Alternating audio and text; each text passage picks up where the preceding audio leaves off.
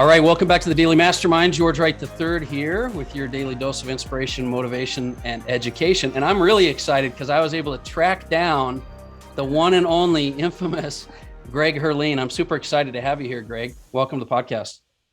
Thanks. I'm glad to be here. It's great to see you and hear from you again. It's been a little while. I know. Everybody's kind of like a bit locked up, but thanks to the power of social media and technology, we are doing an interview. And today I want to share with you guys, there's some really, really good content and information that I think we're going to be able to give you with regards to business and success and, investing in general. So let me, for those of you that don't know who Greg is, Greg Herleen, I'm going to give you a quick intro.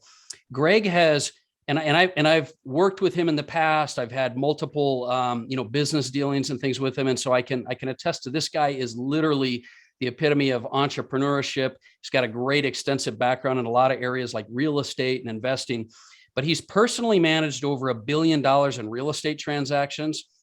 He's flipped over 450 homes, 2,000 apartment units, also purchased and sold 12 hotels. He's the founder of Horizon Trust, which is a New Mexico-based custodial company, which we'll get into here.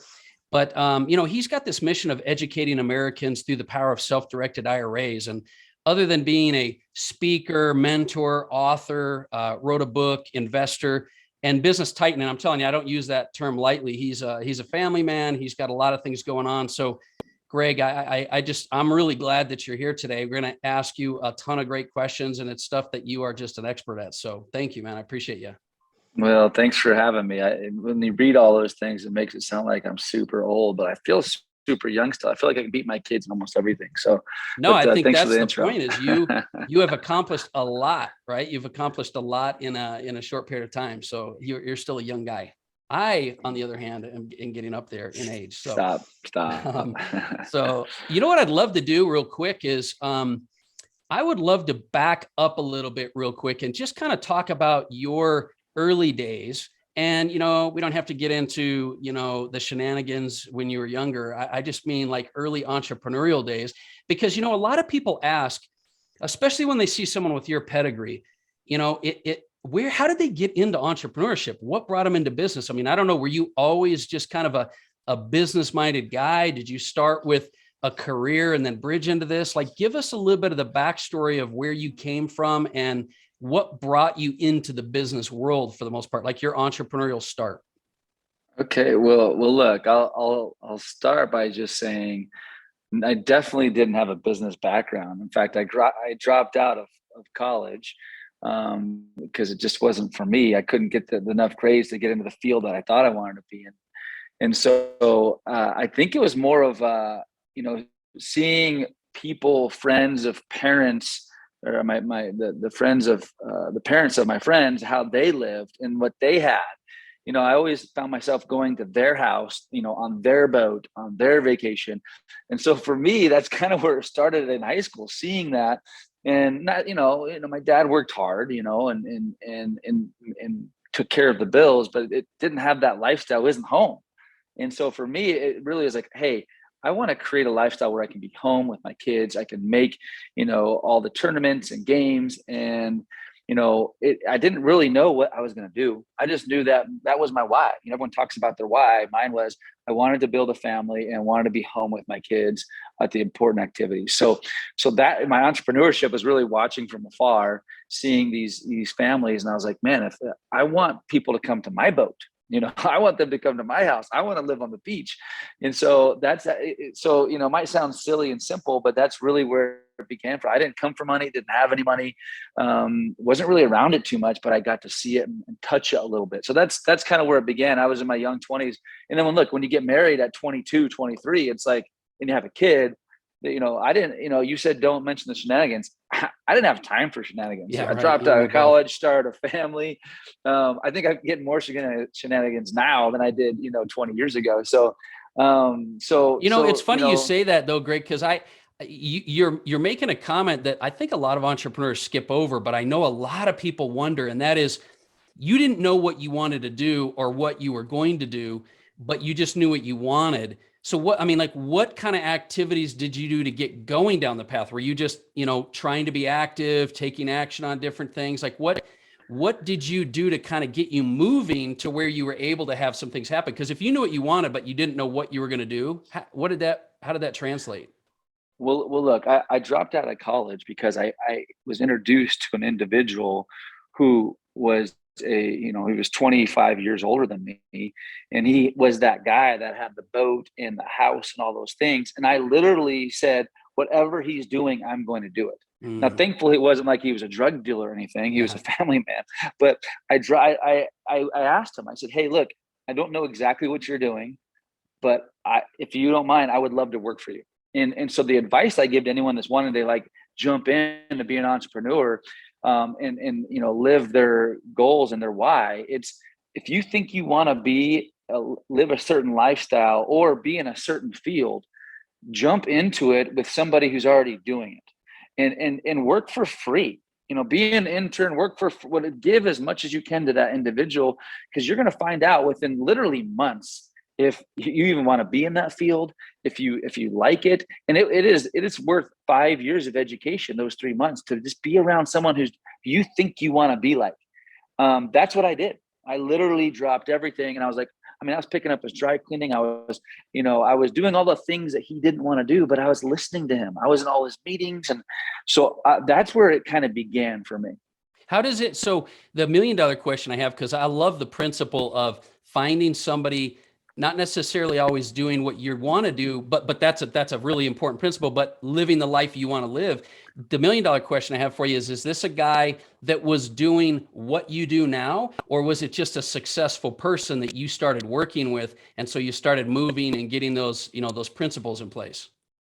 Uh, Very good question. It started with just a guy that was living the life that I wanted to live. Okay. So that's where it began. Um, And of who knows, course, you might have actually liked doing what he's doing, but you wouldn't know till you do it, right? that's right. I just liked his personality and I liked his lifestyle. And that's where it began. That only lasted like 10 minutes, right? And so then you go and find out what he does, and it's like, oh, okay. He does, he sells life insurance and he's a sales guy. Like, okay, sounds good. So, that's where it began. But what I learned is he did so much more than life insurance. And so I learned that he was, doing financial planning, and he not only did life insurance, but he also sold real estate. And that's Mm. actually where, when I was in those rooms, and the more I sat and listened to him talk to clients, and I heard what people were interested in, people didn't want to talk about life insurance, even though that's what his main focus was. They want to talk about real estate. And so did I. The more I heard about real estate, I was like, that's what I want to be doing. And so I learned within 6 months, like, clients want to hear about real estate. They're already investing in real estate. He already dabbled in real estate. So that's where I grew this kind of passion and education for, I've got to start doing real estate because I enjoyed it, but it's also what clients wanted to be doing with their money. And I felt like being around money was going to help me create my own money. And so that's where it began. And I was literally 22 to 23. Man, That's where it started. that's so huge, because I think people, I just want to draw the attention to that. Most people start with, what do you want to do? What do you want job? Do you want what career? Whereas I talk a lot about, what do you want your life to be like, right? And that's exactly what you just said, which I love. You were like, look, here's somebody that's living kind of the lifestyle I want. Maybe I want to do what he's doing, maybe I don't. But that put you both working with somebody successful, but also going down a path that the path itself led you to real estate, which obviously led you even further into more of a niche. But I love that you said that, because you would have never been able to do it if you hadn't gone there. And if you had looked for just some career like you're in college, right? You might have been down another path as well. So that's huge, man. I think that's great. So what were you just aware of it with digging into real estate, or what was it about real estate? Was it something that you felt kind of passionate about? Was it just where the money was, like you were saying, or what is it that made you really drive into that arena of real estate? Because you've obviously got a great background in real estate and had a lot of success in it. Yeah, look, I think it was something that I could understand. Look, I'm not the smartest guy, and even today, especially, I feel like I'm really good at a couple subjects in real estate, in particular, raising money for real estate transactions. Look, I learned about real estate and the returns that real estate can create in my first year of being in business. And so when he would talk about, insurance and annuities, I didn't get very excited about it. And I also learned what kind of rate of returns people get in annuities. It's anywhere from 2% to maybe 6 or 7. Well, in real estate, they're making 6% to maybe 10 or 12 or 15. And so, in a young guy, I was like, oh, well, of course I'm going to be in real estate. It's, More money, double yeah. the returns. Yes, there's a little bit more, there's more risk involved, but for sure.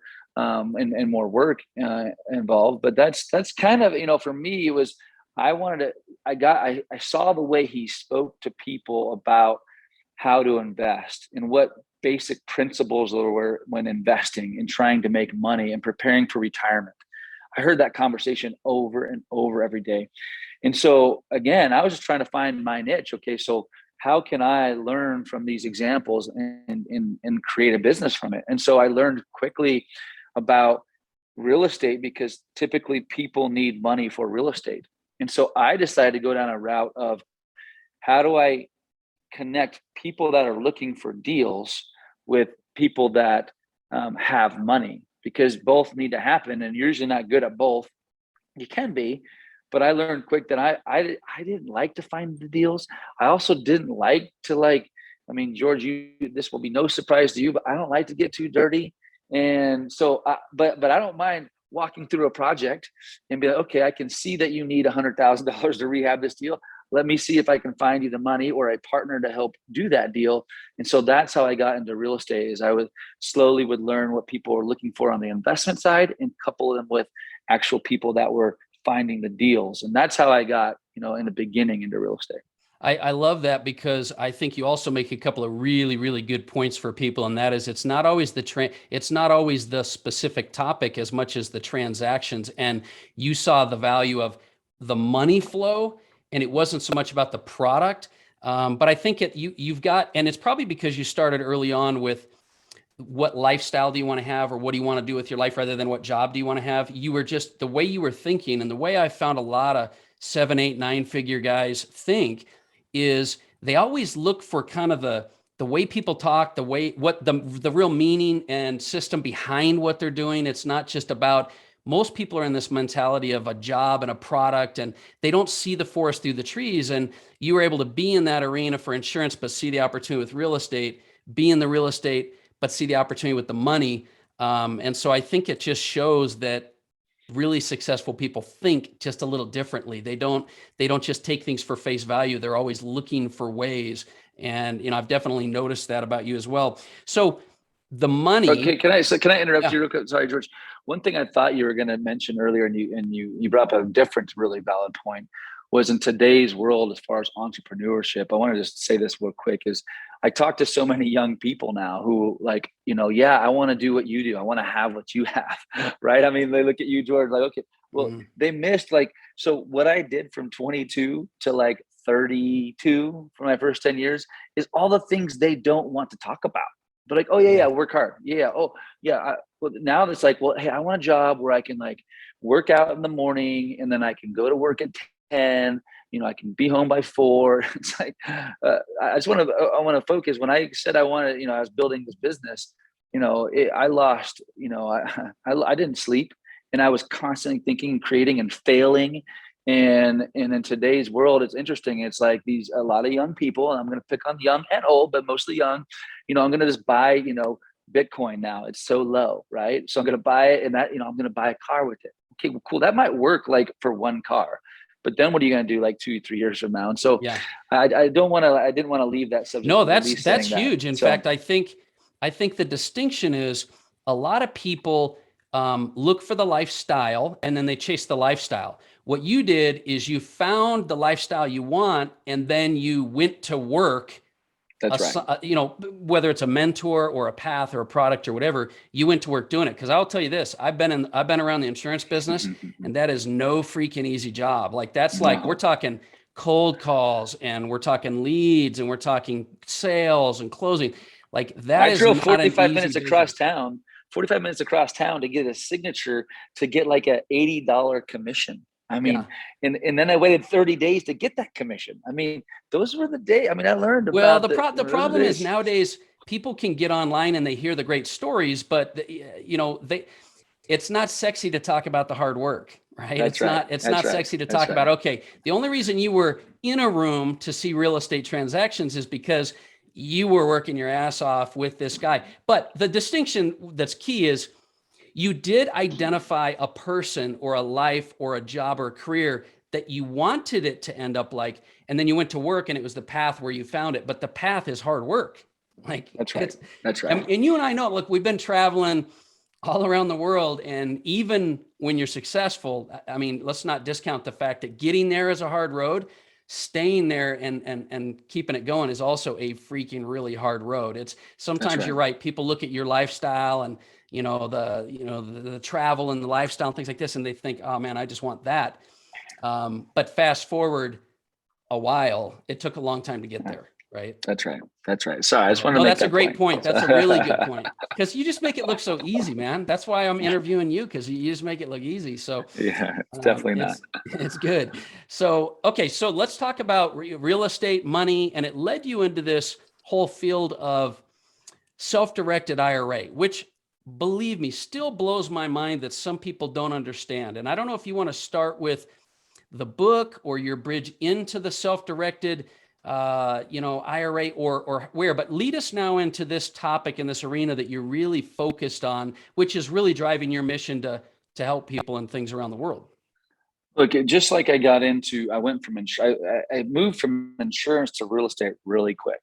But I will tell you, moving from real estate to where I am now in the self-directed space, probably was a 10-year process. All through my 20s, I really focused on raising money for real estate. And I would use, what I learned is that basically there's over 80 million Americans that have IRAs, which is over $4 trillion in assets out there. And so for me, that was my market. I was like, okay, every time I find a real estate deal or a commercial or a hotel or apartment complex, and I needed to raise money for it, I would find individuals, 1, 2, 3, 4, 5, 10 individuals that had IRAs. They'd be my partner and we'd do a deal together. And so what would happen is that the investor would come to me and say, I want to do a deal with you and let's partner. And they move $100,000 from their IRA. Let's say it's called Charles Schwab or Fidelity, wherever, from there to a trust company. And when the money arrived at the trust company, then that money would go to title or the LLC for us to do a deal. Well, that simple process I just explained was a difficult process with trust companies. I just felt like they were lumpy. The process wasn't smooth. And so I decided 10 years into my business that I was going to create a trust company to smooth out the process. So when someone wanted to invest in one of my deals, we had a trust company. I wasn't trying to make money on the trust company. It was like let's just smooth out the process. People think my real estate deals. Yeah. They thought my deals weren't great because they had to go through this process because they thought that company was mine and it was not. So I decided I'd start a trust company. Little did I know that I was going to basically change my path and my focus in my career to the trust company self-directed space.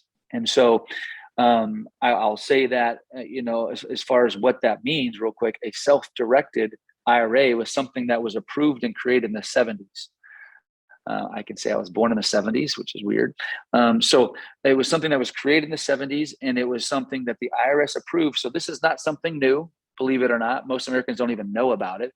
But it is something that is an IRS approved vehicle, which allows an individual person that has an IRA or retirement account to invest their retirement funds in something that's more alternative, meaning into real estate, gold, businesses, Bitcoin, mortgages. I mean, the list goes on and on. There's a few exceptions that you can't get into using your IRA, but almost anything's fair game. And so when I learned about how it works and the power behind a self-directed IRA and how one can use it, I became passionate about it. And so, in fact, today I still am more passionate about it, probably even than real estate, because I feel like it's something I'm sharing that's new to almost every person I talk to. If you and I were to just talk about real estate, and this was a real estate podcast, you've probably had very successful real estate guys on here. And everyone, frankly, if you go talk to your neighbor right now, they all think they're real estate experts because they've all bought and sold a home. Yeah. So it's not as easy for me to get someone excited about real estate, but talking about self-directed, well, one, it would either put you asleep immediately because all of a sudden it's retirement and it's maybe kind of IRS related. So I lose those people right away. But everyone who actually can stick with me for like 5 or 10 minutes to actually understand what a self-directed IRA is and what it can actually do, that became my market. And so my whole goal with our company at Horizon Trust Company is we've created a boutique firm to walk people through the process to make it simple, to give them a good service and just to do what we say we're going to do. Because most companies, believe it or not, in my industry, just don't even do the bare minimum. And they're like, hey, you want to open up an account? Cool. Here's the application. And you get like a 20-page application. You're like, well, I don't even know how to answer all these questions. Well, so we literally walk them through that. Yeah. So pause that thought for a second, because I want to make a transition here, because I think a point that might have gone by really quickly, but needs to be just kind of pointed out is, this idea that you were in the real estate arena and bridged into SDIRAs or IRAs, it just proves that there's a lot of times there's a huge amount of opportunities in the process of what you're doing. And like you said, you did it out of necessity, but then you identified the opportunity. And so many people are so focused on the end goal or so focused on what they're doing, they miss all the opportunities in the process. So I want to point that out, but then I want to now shift, because I know you're passionate about real estate and everything else, but you own this custodial trust company. And so just to back up for people, like you said, I think a lot of people don't understand both the power of the tool of having a self-directed IRA and also what they can do and how they can do it. Why, or they have one and they don't even know they can do stuff with it. Why is a self-directed IRA, just at a real surface level, why is it such a powerful tool for people to grow wealth? And then maybe this relates a little bit to your book and why you wrote this whole concept of bank on this, like be the bank. Like why is it such a powerful tool just at a high level? Well, it's so powerful because you're able to amass serious money / wealth in a non-taxable environment. So let's say you're working at whatever that job is and you're making enough money to pay your bills, but you're doing these other investments like investing in real estate or notes or Bitcoin, like I've talked about, which is the big buzz. Well, you can do all of those things that interest you inside of a self-directed IRA, which means every time you make money, if you do it inside a Roth self-directed IRA, you're not only earning tax-free, it's coming out tax-free. It's a game changer when you go to retire. And so going so many different paths here with this, with your question, but one thing that I think is powerful and important is so many individuals, I know that the stats are just, they're crazy, start saving money in their 40s or 50s or even late 50s for retirement. The numbers are staggering. Like, the average 40-year-old has like a $48,000 IRA. Well, that's scary. And so the message I try to share and why I think it's become kind of something so important to me is everyone needs to start a Roth IRA, immediately. My son's got a Roth IRA. He started at 18 years old.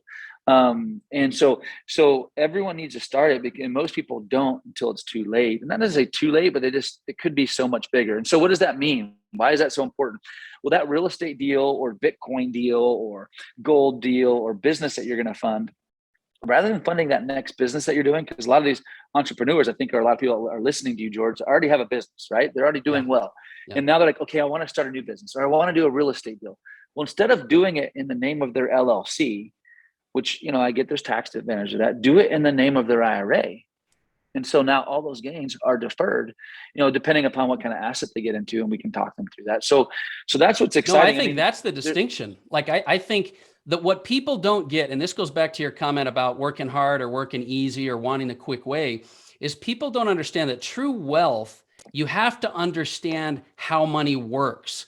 And when you have any concept of how money works, you realize that it's not the sexy, easy, fun things that make all the money as much as pre-tax, tax-free, tax-deferred, or compound interest. It's like why people realize, hey, I'm going to go try everything I can to earn 10,000, where saving 10,000 on your taxes could be easier for you, but it just doesn't sound sexy.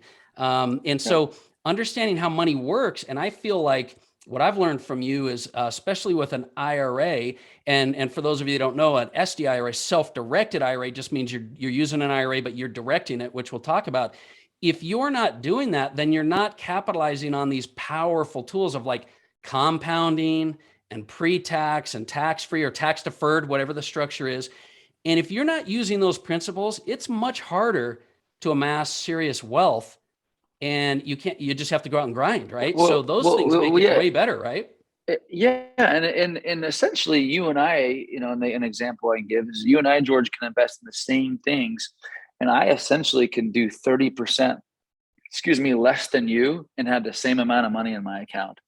And so I could either work 30% less than you, or my returns can be, I could take less risk than you and get the exact same returns because I'm saving that much money on not paying taxes.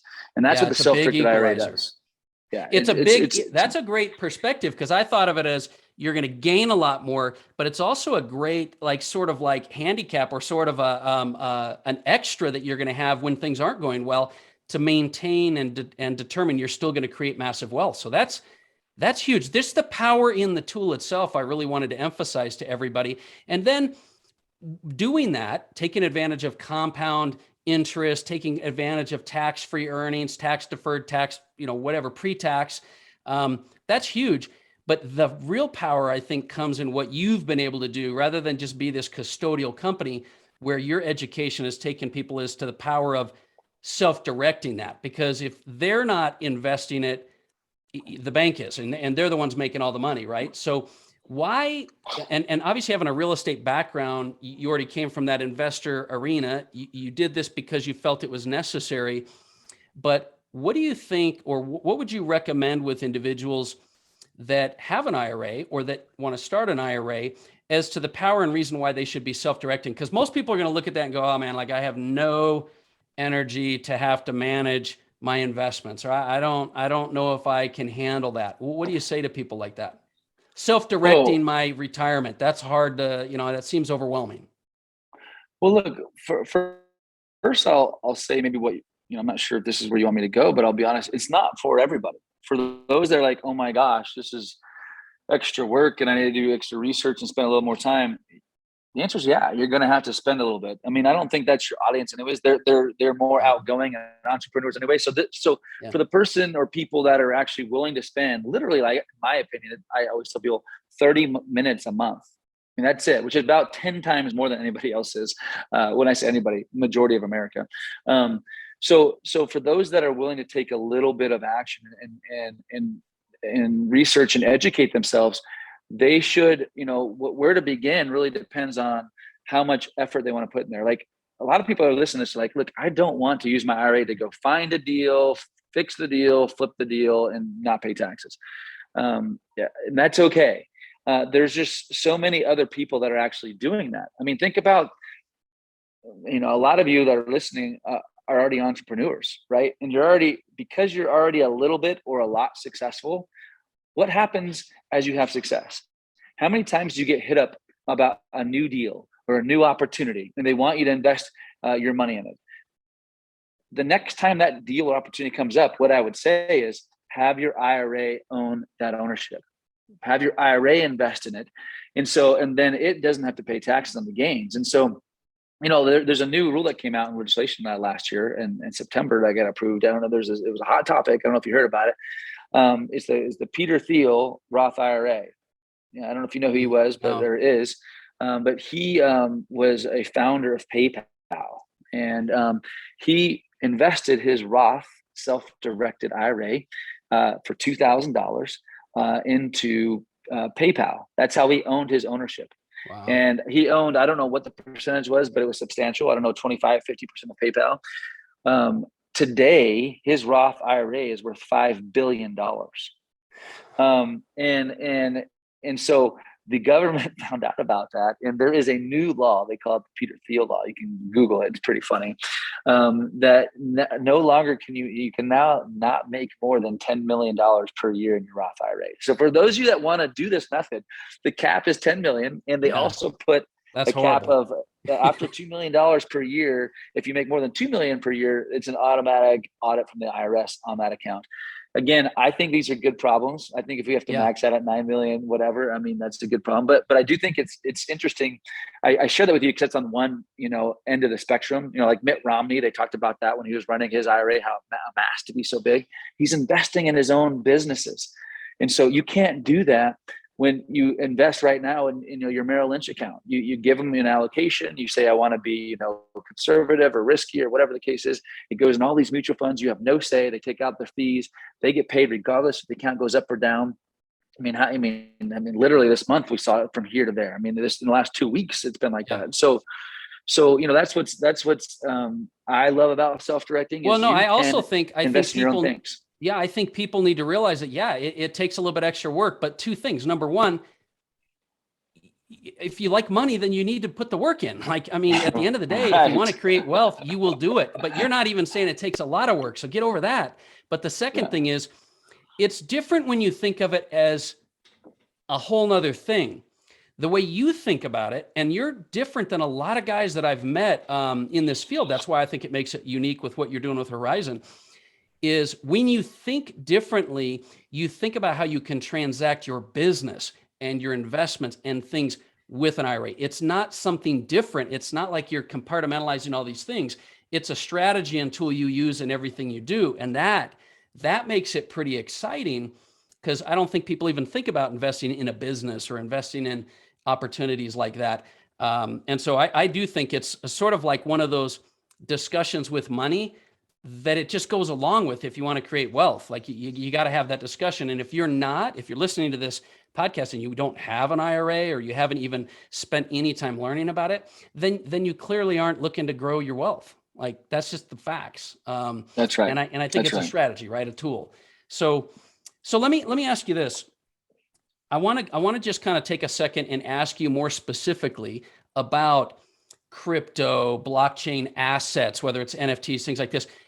And it's probably so unregulated, and maybe there's not a whole lot of ruling and case law on this and stuff. But I think a lot of people, ironically, Greg, people's first investments they're even making, some of these young kids, are things like that. They're not real estate or stock. So is that a thing? I mean, what do you recommend? What's the direction there? Well, hey, I can't recommend anything in particular. I can't even recommend real estate, even though that's my thing. But no, it's okay. It's a fair question. I get asked it all the time. First, I will tell you, NFTs are not allowed in the retirement account. They're considered a collectible. So NFTs have been a hot topic and hot subject. I got to be honest. I don't know enough about NFTs to talk about it too much. I think partly because I know it's a collectible, deemed a collectible. I haven't. Well, and just to clarify, I think a better way to say it, because I was trying to figure out how to say it, is what is allowed and what isn't with all these new things. And so it's good that you say it's not allowed. You're not. I'm not necessarily looking for you to weigh in, although that would be cool too, on what you think will work and stuff. But I get it. That's not allowed. NFTs, non-fungible tokens, are not allowed. Yeah. So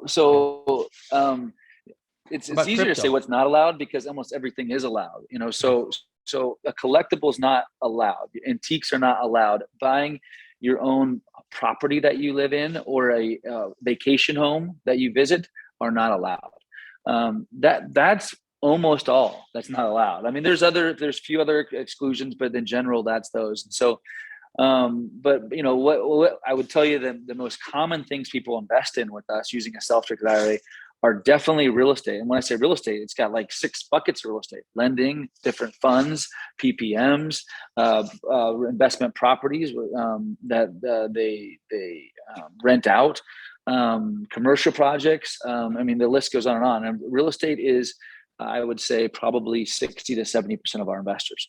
Then you've got the crypto world, and then you have there's a little bit of gold, but a lot of businesses. A lot of people are funding either their own business If you're starting a new business from scratch, there's actually some rules. And again, I won't go deep into those, that you can actually use your funds to fund your own business or fund someone else's business. So I would say that's the majority of it. When it comes to crypto, we have a platform that we have our clients use. They don't have to use it. They can also open up an account with us and fund their LLC, and the LLC can have an account with Coinbase, and then they can do it, and not just Coinbase, but wherever else LLCs are approved. So, but if not, if someone just wants to open up an account and buy and sell without opening up an LLC, we have a platform for that. That's very slick. It's very clean. Yes, I have bought some. Yes, I have made money on some, and I have lost money on some. Overall, I'm up. But I think, that just depends on the time, right? But I mostly bought it because my, at the time, 17-year-old son was like, you got to do it. And I was like, I don't know. And so he convinced me. You're a great example, though, that I always like to tell people, and that is invest in things you know. Invest in things you know. And if you want to, then you better learn, or don't just invest unless you learn and go deep. So I think the real message I really wanted to make sure everybody could get in this episode is that there are some success principles and ways of thinking that you have done really well with. We've kind of covered those. And if you want to grow wealth, because this podcast is about, money and business and investing and mindset, is you've got to understand the tools, and you've got to understand the tools that make your job a lot easier and more compounding and productive.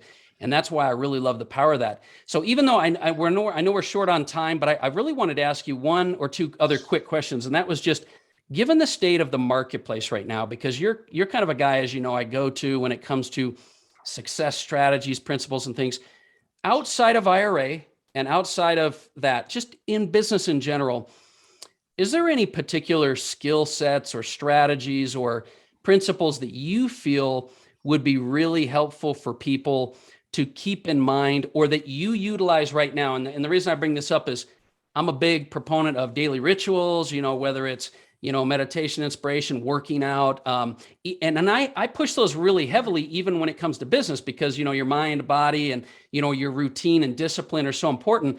What would you leave our listeners with completely outside the IRA arena as far as principles for success that you think have served you well, or that you feel like right now in the marketplace are critical for people to kind of keep at the top of their list? Look, it's principles for success, and in my opinion, are you never get away from hard work. This is not lucky. What I do, or anyone that's been successful, it's not luck. It's hard work. And sometimes when I say hard, it just can be different. So I also mentioned hard work is like 30 minutes a month focusing on your retirement plan. I mean, I don't know how hard that sounds to you. Believe it or not, that's hard for most of America. 30 minutes. Oh yeah. So the feedback I give you is definitely work at it, educate yourself a little bit every single month, and then take the action to do it. And again, these are the most simplest things that I can tell you, because look, I can tell you about, having a plan is critical. I mean, for me, I have a schedule, and that works for me. And so I have a schedule, and I have a routine, and it works really well. And I put what's important in my life first, and I plan around that. I plan everything. I mean, my calendar is full. My time for either reading. Sorry, this is real life. I got the dogs It's all good. at the house. It's all good. So I'm gonna hold 1 second and make sure. So as far as planning my schedule, yeah. I mean, I'm like probably most people that are finding success between my own personal time and in education, and but I would say it's not that hard either. Like I'm still I wouldn't say super educated by any means, but if you work at it, and you plan better than you probably are right now. And all you have to do, and my advice on this is, just do something a little bit better right now. When I talk about self-directing, if you could just make an extra 2 or 3% in your investments, that's it. And that would be a difference of having hundreds of thousands of dollars, if not millions, in your account by making 2 to 3% more. Wow. Or doing it in a tax protected way, even better. So I would say make small changes. And then the last thing I'll say is stay focused. The biggest problem that I had, even, especially myself, but I see when I go out there, is people get so excited about so many opportunities. They can do this, they can be in Bitcoin, they can do real estate, they can do life, and they can do all these things. Stay laser focused. If you have an amazing team and it can actually run 2 businesses, good for you. It's not very realistic to run more, especially unless you've got a very well-versed team. So my biggest advice is stay focused and no plan B. I mean, my fiance, she taught me that. It's like, if you're already thinking about your plan B, your plan A is not going to work. Yeah. So focus on your plan A and make it work. There is no option B. And if there is no option B, A is going to work. And so that's my advice for you. I love that. I love that. You said a couple things I'll just kind of point out, and that is hard work doesn't always mean time. It might just be different. And I do think that people get caught up in adding new things when different is not a bad thing. Successful entrepreneurs, they see different as opportunity. They see hard work as opportunity. And if you view it as hard work or whatever, that's why 90% of the people don't do it. So different, that's a really big one. And I love that these common success leaves clues, right? Schedule, discipline, and then focus. Absolutely 100%. I do like when you say prioritize and then schedule around it. That's, I think, a big one. I didn't do that a lot of my career. It was always like, schedule do the things and then schedule important things around it. I'm not that way anymore. But I think that that's a big one. And then focus. That is definitely something that people, young and old, have trouble with now, is focus. Because I think there's a difference between diversifying your knowledge and driving that deep, and then just being a shiny object person. So I love that. So Greg, how can people get in touch with you, follow you? Give us what the best sources for them to go to. Yeah, I would say, look, I mean, any friends of yours are friends of mine. So like you can obviously find me at horizontrust.com, my website, gregherleen.com. My email is greg@horizontrust. Really simple. Just shoot me an email. I've got a book. I'll send it to you. So if you listen to this and just send me a message saying, hey, I was on George's podcast here and I'd love to get your book, I'll send it to you for free. For me, it's about getting the message out. I want people to take action, make those small changes. I hear now, I've been talking about it for so long. It's the most rewarding thing that happens for me is I'll go somewhere and they'll say, I heard you 3 or 4 years ago and I've been doing it. Like last month, I was talking to this young couple. I had no idea. And they started doing 2 to 3 wholesale deals in their self-directed IRA. They made their IRA went from $5,000 to $85,000 in 1 year. I had no idea who they were. Like, so for me, I just love hearing those stories. So for me, if I can give you as much education and help on what your options are, and then you take action, that's what it is. So again, greg@horizontrust.com. Would love to hear. That's great. And what I'll do is I'll put that in the show notes. Guys, if you're listening to this later on, I'll put his contact in the show notes and his email as well, so that you can reach out to him if you'd like to get a copy of his book. Great information. I've got one, I think, back. I don't know if you can see it, but it's definitely on my shelf. So I appreciate it. Greg, I appreciate you. Listen, guys, share this episode. Tag the Daily Mastermind in your stories, and let's get the message out. Let's see what we can do. And the biggest suggestion I can have is just make a little change, like Greg suggested. Try to find a way to educate yourself and apply this in your life. And that's our message for today. So I hope you got value. Share the episode, and we will talk to you guys again tomorrow. This is George Wright III. This has been the Daily Mastermind. Have a great day.